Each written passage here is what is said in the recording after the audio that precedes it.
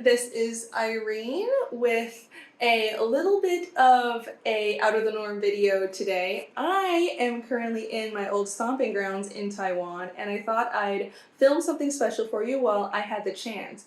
And what I mean by that is I have with me this giant box of my old sketchbooks right here from my parents' house, and I thought I would flip through them and show you guys some of my older work.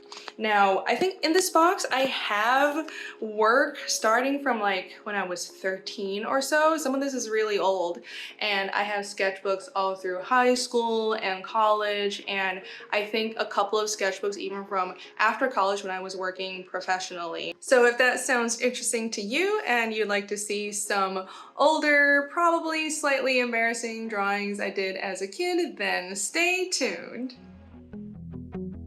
Let's see. Okay, let's get started. So first of all, right here, this big volume is a 50-page comic that I drew in college. It was for this, I think, a Kodansha competition. It's like the only Japanese manga competition I entered.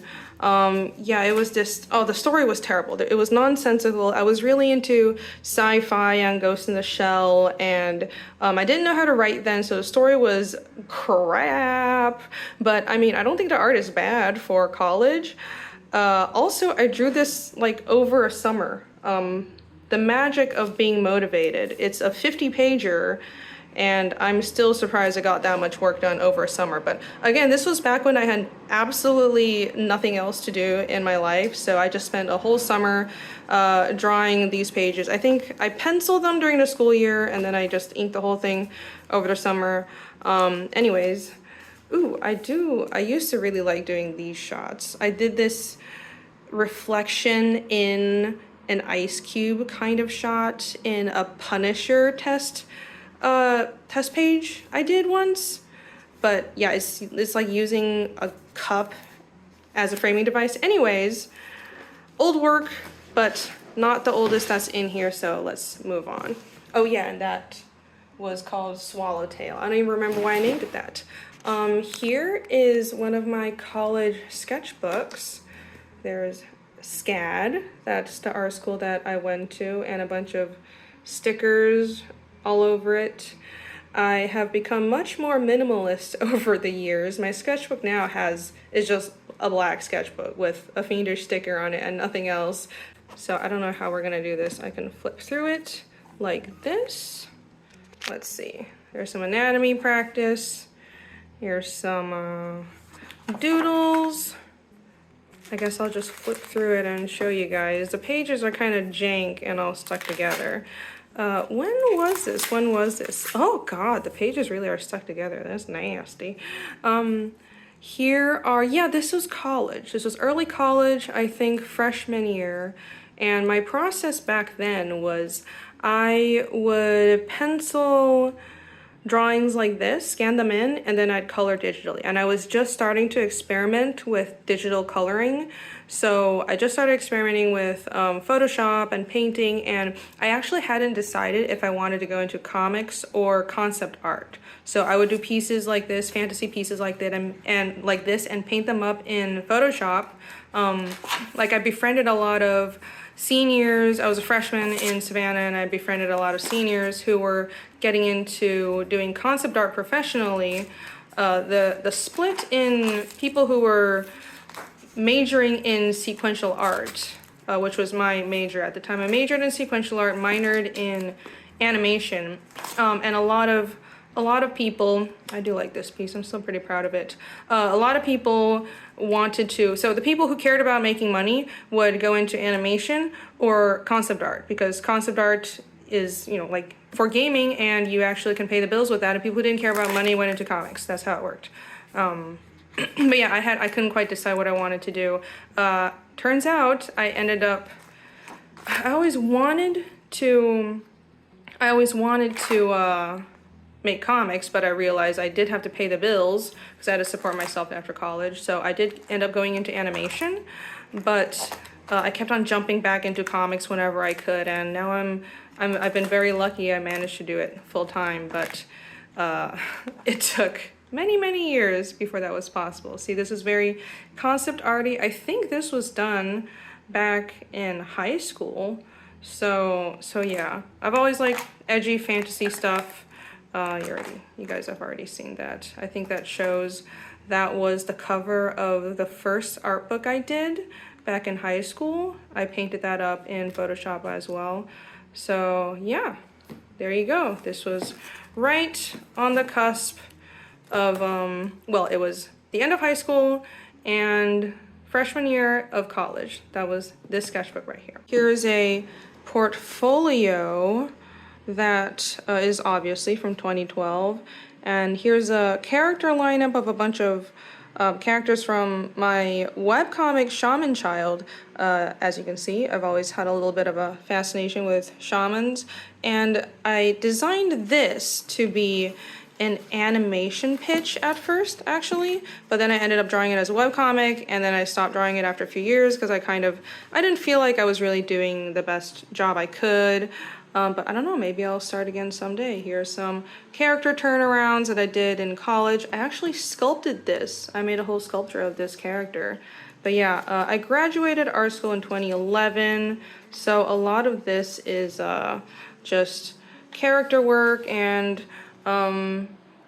portfolio pieces I made during college. This is kind of an awkward way to flip through it, so it's kind of falling apart. But anyways, college work. I was trying to get work in animation, so this is what I put together. I don't know if it helps. I ended up getting, well, I guess it did. It must have, but actually I don't know, because I ended up getting work as a background painter in animation. And not actually for any of the things that I drew in here. Like, see, I did storyboards and character turnarounds. But yeah, anyways, at least I ended up getting work and managed to pay the bills, so that's what's important.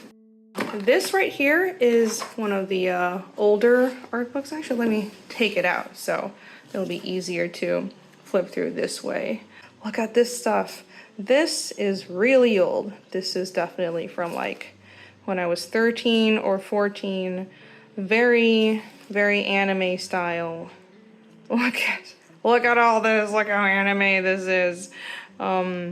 I think this was definitely when I was really into Case Close. That's a manga. And also Rurouni Kenshin. I was just starting to get into some shonen, even though this kind of looks more shoujo. I think I like the shoujo art style, but I didn't like shoujo stories. So here's some janky early comics I drew. I don't even remember drawing this. This is so dang old. Look at this. Look at this. And this is one of the first digital drawings I did. I used this kind of rip-off digital program. I think it's called Photo Impact. So I did the sketch here. I scanned it in. It was on my mom's computer, and I just colored it with a freaking mouse. That was my first foray into digital art. And those are watercolors. I would draw these little like schoolyard portraits. I think this is actually my high school. So I would caricature people I know in like the schoolyard. People did enjoy it when I did that. This was me imagining what life in America would be like, because fun fact, I didn't live in America until I was 17. I didn't grow up there. I only went to summer camp there, so my impression of life in America was like movies and stuff. So this was me being like, well, this is what high school in America would be like. Oh, so much fun and partying. Yeah, I don't know. I'm kind of glad I didn't end up going to high school in America. So this will be fun.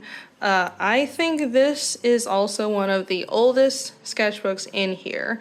I believe it is from 2004. So I was 14. Behold, some more incredibly, incredibly old anime work. Look at all this. Yeah, let's see what's here. I still had a bunch of OCs. You see this light-haired girl with a ponytail? That was one of my OCs. I don't even remember her name. I had a kind of weird art style back then. Kind of like long and gangly limbs, very anime. Semi-shoujo, that was my class. I would draw portraits of my classmates and teacher. That was Mr. Gunther. It actually does look like him. That was fun. He was my English teacher. He was a very good teacher. Thank you, Mr. Gunther. You're the reason I can read and write better than most American-born English speakers. I've always been into horror, as you can see. There you go, some nightmare material. Yeah. Ooh.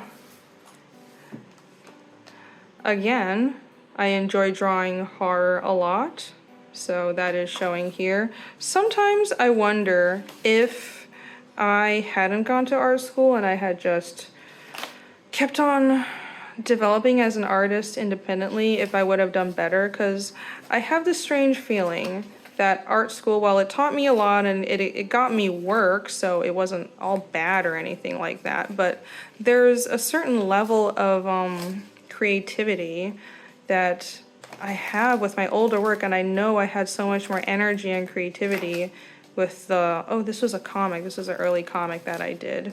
It's called Droplet. It's very sad. I drew a lot of sad, depressing, dark stuff, but I wasn't a sad kid. I just always liked darker themes. But yeah, anyways, I wonder if I had continued developing as an artist without art school, if I would have found my style sooner, but who knows? There's no point in regrets, so I'll try not to think about it too much. This one, let's see, is from 2005. So still very anime-ish. Man, you can really tell how old all this stuff is from how beat up the pages are. Yes, I loved Full Metal Alchemist at the time, and I still do. It's an awesome series. Go read it or watch it if you haven't yet. I remember 2005 was back when, I believe this was when I went to an art camp, in a summer camp that was art themed in America. So it was in Massachusetts, and I live in Taiwan, but my parents would send me off to summer camp in the States. And this one year I got into this the summer camp that had an art program, and oh my god, I loved it so much. It made me want to move to the States, and I begged my parents to let me move to the States afterwards, but they wouldn't let me because they were like, we don't have the money for that. But it definitely made me decide I would move to the States on my own as soon as I had the ability to, which is why I up and left immediately at 17 and went to art school there. But yeah, this was, a lot of this stuff was drawn during that time. I think there's some stuff in here for the art camp too. There's this futuristic sci-fi story idea. I don't remember if I've mentioned it, but if you see these characters, I was really into Blame. If you guys know the manga Blame at the time, you can see the influence here. So this is kind of a combination of Blame and Ghost in the Shell. And those are all my big influences, of course, on top of Full Metal Alchemist. But yeah, I like stuff like that. You wouldn't know because all I draw now is fantasy, but I was really, really into sci-fi, especially when I was a teenager. Yeah, that was fun. A lot of sci-fi stuff. Yeah, there we go. Very easy to tell what year it's from because it's emblazoned on the cover. It's from 2006. And I feel like I kind of reined in my drawing, as in I started tightening my lines around this time. So if you see my older stuff, it's really scratchy and anime-y, and right around this time I start going a little more realistic, and I start focusing on making very clean, precise lines and line weights. And I'm not sure what influenced that, but that was the development at the time. And let's see. Here's some more, again, horror stuff. I've always had a bit of a dark streak. And somewhere in here, there you go, this is what I was looking for. Here's some more pages from Droplet. This is the first comic that I drew. And I scanned it in and I did some shading in Photoshop. It's like a very sad, probably like 25 pager about this homeless kid. I don't know what was wrong with me, but there you go. Well, technically not my first comic, because I had all these like older school comics, but this was the first complete story I did, I would say. So, first completed comic that I created. There you go. I don't think there's much else that's interesting in here, so we'll move on. All right, next, let's do another high school one. This is definitely a high school sketchbook. These are all stickers from like class elections and stuff. My God, this is so long ago. And you can see the art style is kind of similar, still very anime. Oh, this is when I did cartooning for, we had this program called Model United Nations. It was an international school, so there's a lot of stuff like that. It was kind of like an exchange thing where we would get together for these fake conferences with other international schools around Asia. And, oh, this was a caricature of me and some friends. And we would like debate and pretend to represent countries from the United Nations, but I was not actually part of that. I was in the press corps, and I was the cartoonist in the press corps. So I wasn't doing no smart people debating or anything. I was just there to draw cartoons and pretend like I was a professional political cartoonist. This is also, I know I did this cover piece in college, so I do think this is a sketchbook from college. Oh, those are drawings for the first business card I had. So yes, this is from college. I just drew those on the inner cover. That's so funny. That's not by me. That's a paprika by somebody else. This was a wraparound for a drinking cup, like one of those cups that you could replace the little art or whatever, the paper inside the plastic lining on the outside. So I did this, and you just spin it around, and it's just this looping cartoon of a girl punching someone. I don't know why I did that. I had some strange tendencies as a teenager. I'm glad I grew out of them. I don't know, I was a weird kid. Just random, these are characters, just some OCs I had at the time. Oh, here you go. Blended Bubble Coffee was a comic strip that I did in college that was kind of just about college life, and I printed one little volume of it, and I don't know if it's still around. It must be still around, but I'll have to dig through all my parents' crap to find it. But yeah, so I had some old comic strips about college life, and this is just another little drawing of a bunch of my OCs. All really old characters. Just practice of random stuff. Here we go. Here are some known characters. Paprika, that's from Blade of the Immortal. That's Revi from Black Lagoon, Nausicaa. I don't draw fan art a lot, but, you know, once in a while. Oh, there's Black Sad as well. Once in a while I do, just for practice. I kind of to show people that I can. Because what's weird is, like, even back then I noticed when I would draw my own stuff, people wouldn't really care. And they'd be like, oh, you don't draw that good. But then I would end up, there's Punisher, I would end up drawing a franchise character looking exactly like how the main artist drew them, and then be like, whoa, that's so impressive. Because, I mean, people care more about characters that are already known. So that's something that has always frustrated me, but I also understand it. It's just how it is. One day I will also be able to build my characters up to that level to be franchise characters and to a level where people care about them. And it's all about the hard work.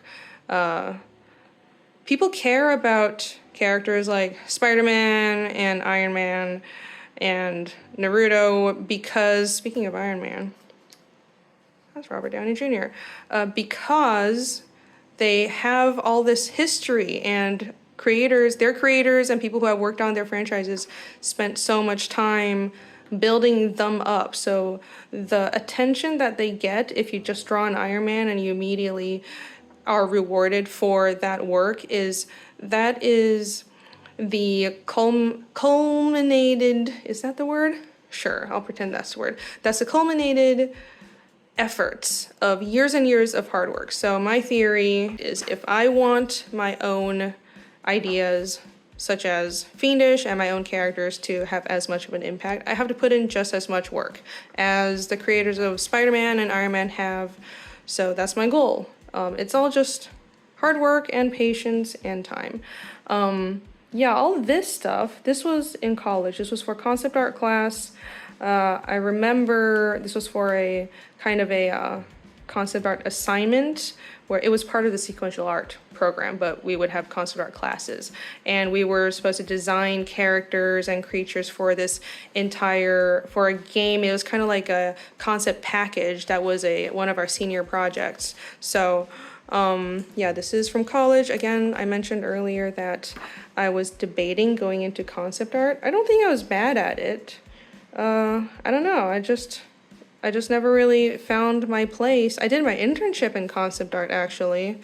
Yeah, I think I'm decent at it, but I don't know. I think at the time there were a lot of like, people were just in gaming and that kind of, that line of work, people are looking for 3D more, and they were moving away from concept art. It's very saturated, it's very competitive, and it just never panned out for me. And that's fine.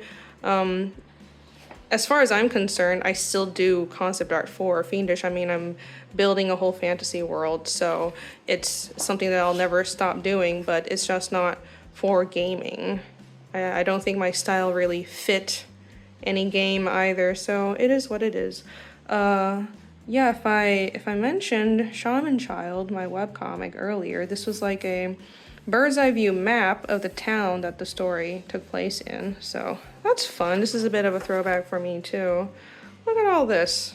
Oh, this was, so I know exactly when this was from. This is from 2011 when I did that Deadpool family one-shot. And I did this as a warm-up for that one-shot. I did the Lady Deadpool 11-page short story in that issue. That was fun. Yeah, let's continue. There's my character from my webcomic, Rigi. And this was a banner I did for the Sequential Art Club. I don't know if they're still using it. They might still be using it. That's funny. More concept art stuff, little doodles, thumbnails. It's just packed. Oh, I love drawing these little like outfits. This is the girliest thing ever, but I like drawing these little character outfits, outfit designs, stuff like this. A lot of writing too. Yes, I do. I write a lot in my sketchbooks. Sometimes it's just to-do lists, but here I think this is actually dialogue. So this was a slightly futuristic sci-fi crime comic I was working on forever. That never really panned out, but a lot of the concept art you'll see, if it looks like it's kind of set in Asia and there are more modern 90s but also futuristic outfits, that's from that crime comic that I never ended up doing. But yeah, I have a lot of stuff from that too. Oh, and this girl with the white hair and black streaks on it, that was also from that project. It had a bunch of names. The final one was Unavowed. I did a bunch of thumbnails, never really did any pages. The Swallowtail comic I did featured her. It was like this, it was like a side story of her when she was part of this world war. Can you tell that I'm very influenced by Ghost in a Shell, and I was obsessed with Ghost in a Shell back then? Yes. My influences are very, very obvious. Yeah. This was also for a school project. This guy is kind of like a Dr. Jekyll, Mr. Hyde character, except he's a Arctic zombie, and the story is him and this chick, that's the same girl, but she's a little older here, going on a road trip across the Arctic. And I won't spoil things, but I still really like the story. Maybe I should make a self-contained graphic novel of it someday. Another school project. This was for coloring class. This was fun. So much old work. Oh my, look at that. X23. Behold, I love Black Sad as well. Black Sad is so awesome. All right, let's continue. Now, this one is definitely from college. I don't know why this is here, because I was never even that into Scott Pilgrim, but All my friends were. I got my hands on a sticker somehow. So there it is. Here's some more. Oh, here's the colored. I made a sticker of that piece from the other sketchbook, colored it and printed it out. So there you go. Here are just some more OCs. Ooh.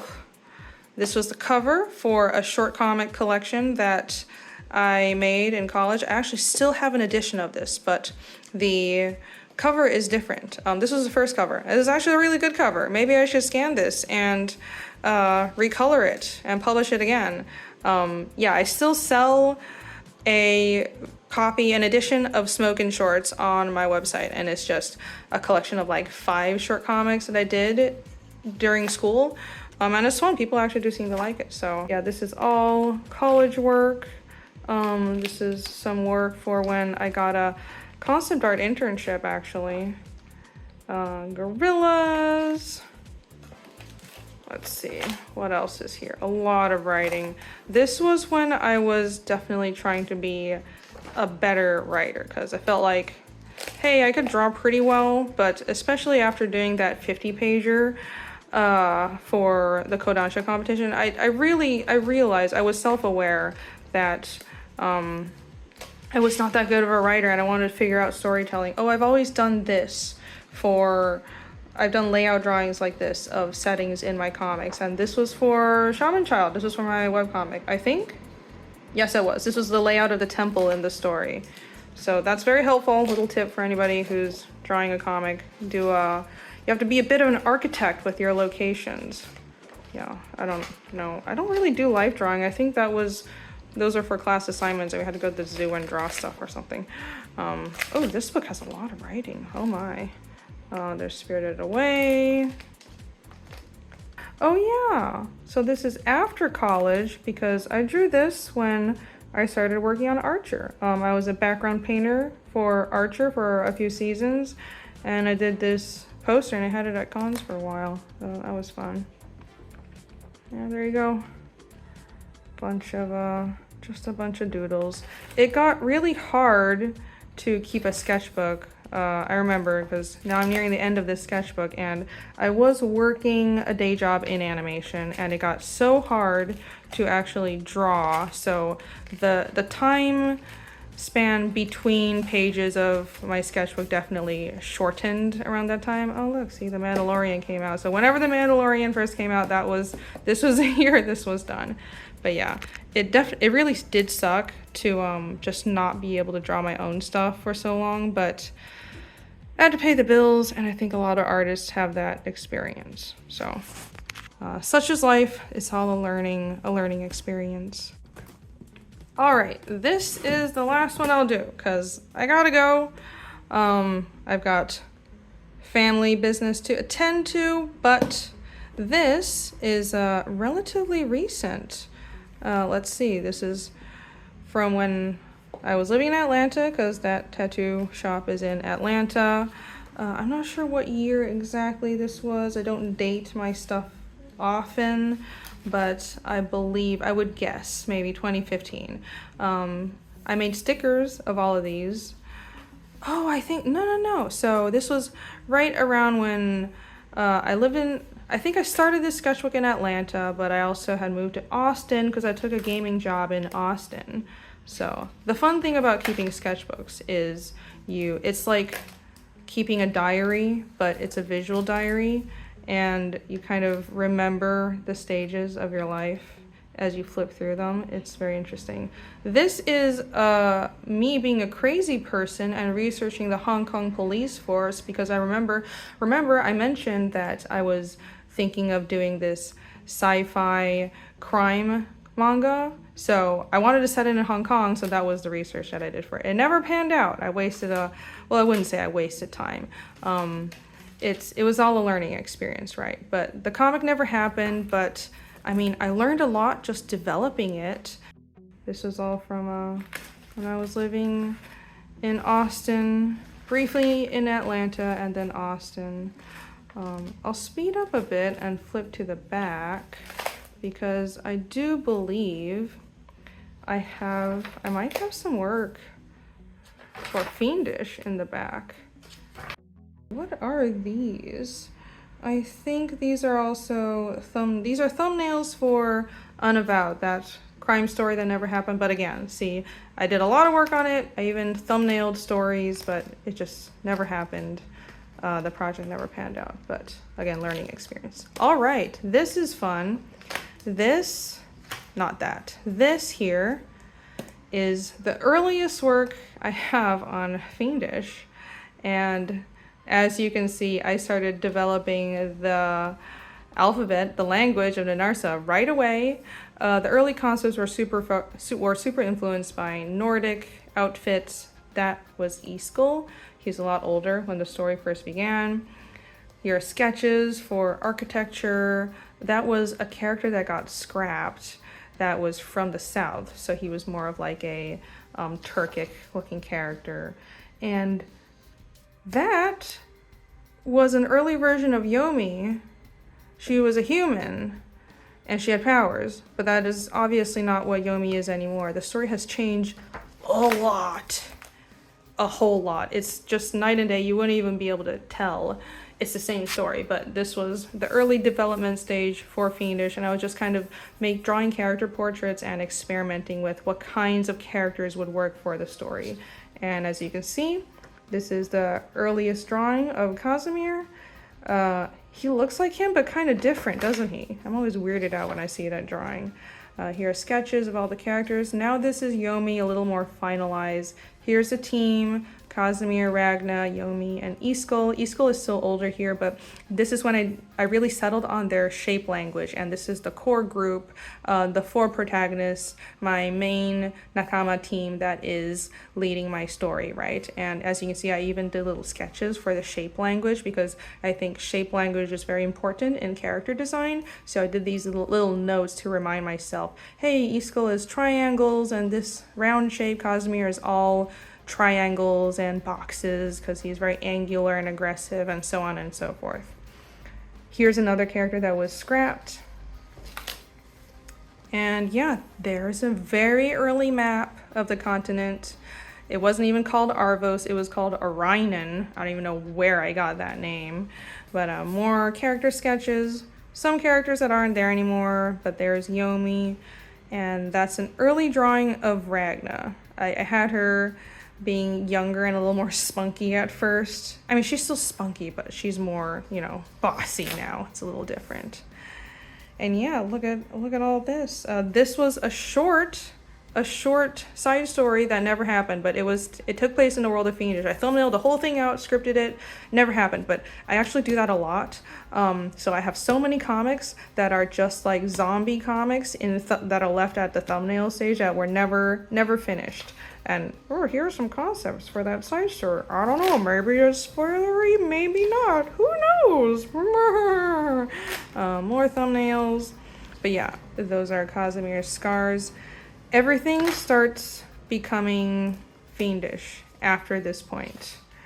All of this stuff is, see, this is more Fiendish stuff. This is me working out the icons for the various gods and what runes will look like, doing a lot of research into Nordic mythology. This is just Pathfinder stuff. I mean, this is me statting out some like little bug character. I'm a nerd, but yeah, everything from this point onwards is Fiendish. Here are some of the demons, and I've shown you guys my current sketchbook that is 100% Fiendish, except for some small doodles here and there. So yeah, this is where it all began. So there you go. I hope you enjoyed that little trip down memory lane. If you did, then comment and let me know, and make sure you like this video and of course are subscribed. And last but not least, make sure that you are signed up for updates on my fantasy mystery comic Fiendish at fiendishcomic.com. Fiendish is the culmination of all of this hard work that you see here right now. It's my creator-owned comic series, and all of this hard work, all this years and years of practice has amounted to this one epic project that I love and I'm dedicated to. So if you're interested in fantasy and mystery and you like D&D and heavy world building, then go to fiendishcomic.com. You're gonna love reading about this project. Again, let me know if you enjoyed this video. Thank you again for joining me today, and I'll see you next time. Bye!